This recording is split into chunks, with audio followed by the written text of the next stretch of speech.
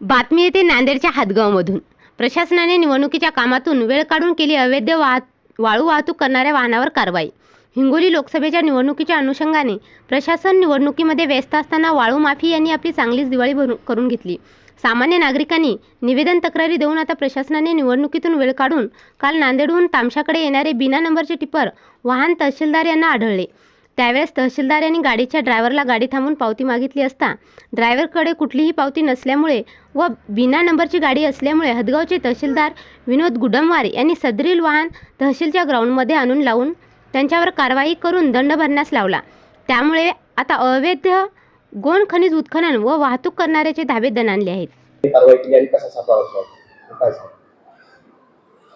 नाही, वाळू चोरीच्या तक्रारी बऱ्याच प्रमाणात होतात। काही वेळेस तालुक्यातून असेल किंवा बाहेरून येणारे रेती असेल।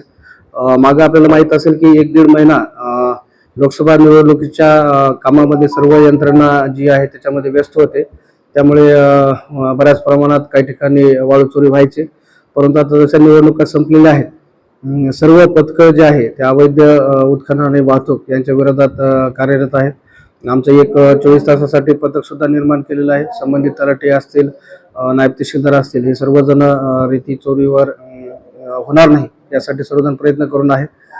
मागेच 1-2 दिवसापूर्वी जे आहे तामसा रोडवर नांदेडून येणारा एक टिप्पर वाहन होतं।